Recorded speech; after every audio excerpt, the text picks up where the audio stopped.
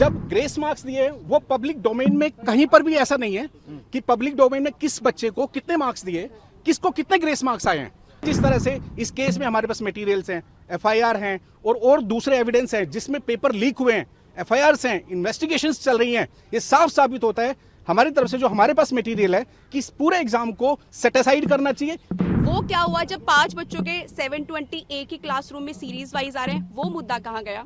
हमारी रेमेडी है कि आपका इंटायर रिजल्ट जो है वो सेट असाइड हो, या फिर ये मैटर जो है वो एसआईटी को हैंडल किया जाए फॉर द इन्वेस्टिगेशन। हमारी सबमिशन ये थी कि जब एफआईआर हो चुकी है, पेपर्स लीक हुए, पटना में एक एफआईआर है और दूसरी जगह पर भी ऐसी खबरें आ रही है कि जहां पर एफआईआर लॉन्च हुई हैं, तो इससे ये पता लगता है कि सारा एग्जामिनेशन वीसीएस था। एनटीए ने ये बात ग्रेस मार्क्स पे तो मानी है कि ग्रेस मार्क्स जो दिए गए हैं उस पर कहीं ना कहीं एम्बिग्विटी थी, तभी उन्होंने ये इसको रिकॉल किया है।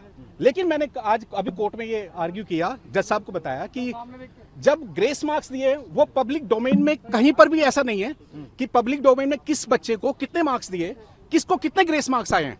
तब कोर्ट की तरफ से अभी कोर्ट के अंदर जो एनटीए ने किया है, सिर्फ एनटीए की सबमिशंस हैं और उन्होंने ही अपनी तरफ से कोर्ट में सबमिशन दिए हैं कि जिसको ग्रेस मार्क्स दिए हैं वो दोबारा एग्जाम में अपीयर हो सकते हैं और 30 तारीख को रिजल्ट आएगा। लेकिन अभी कोर्ट की तरफ से कोई ऐसी डायरेक्शंस तो नहीं है। लेकिन मेरी सबमिशंस रिक्वेस्ट कोर्ट से ये थी कि जिस भी कैंडिडेट को, जिस भी बच्चे को ग्रेस मार्क्स दिए, ऐसा कुछ पब्लिक डोमेन में नहीं है। तो कोर्ट का यही ऑब्जर्वेशन था कि अभी आप एनटीए का रिप्लाई आना है, एनटीए के रिप्लाई आने के बाद में जो हमारी सबमिशंस हैं और इस केस को दोबारा से मेरिट्स पे जो 8 जुलाई को सुना जाएगा ये होगा।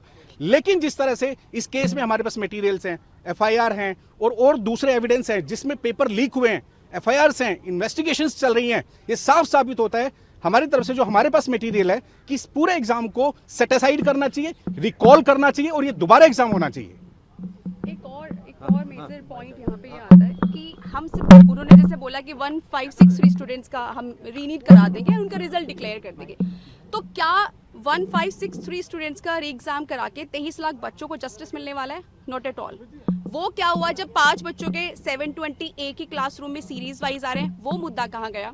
वो कहा गया कि पिछले साल आप अगर किसी के 643 मार्क्स हैं, जो कि पिटिशनर के 643 मार्क्स हैं, उनकी रैंक लास्ट टाइम के हिसाब से देखें तो 8900 थी और इस टाइम 36000 है।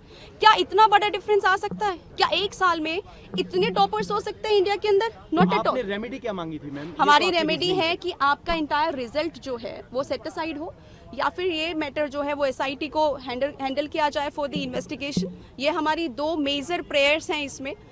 और उसके बाद कोर्ट ने क्या कहा? देखिए, कोर्ट में अभी यही है कि let the response come, because NTA का भी रिस्पॉन्स आना बाकी है इसमें, right? They have to file the counter, उसके बाद ही इसमें फाइनल डिसीजन होगा। तो अभी फाइनल आर्ग्यूमेंट की स्टेज पे तो नहीं है matter, but hope for the best, क्योंकि ये पूरे, मैं बोलूँगी कि 23 लाख बच्चे एक पूरा युवा का भविष्य है। 23 लाख बच्चे कम नहीं होते, और अगर अच्छा जजमेंट आता है तो ये पूरे भारत के, मैं बोलूँगी कि एक युवा के अंदर एक फेथ क्रिएट होगा जस्टिस को लेके, या फिर एजुकेशन डिपार्टमेंट की। हमारे इंडिया की एजुकेशन बहुत अच्छी है। आज क्यों बाहर आउट ऑफ इंडिया जाते हैं लोग पढ़ाई करने? Because of such and such reason. ये 23 लाख बच्चे नहीं, 23 लाख फैमिली सफ़र कर रही हैं बिकॉज ऑफ एनटीए का जो ये बड़ा स्कैम हुआ है। So hope for the best. आप सब भी प्रे करें कि बच्चों को जस्टिस मिले, और बाकी we are fighting in the court.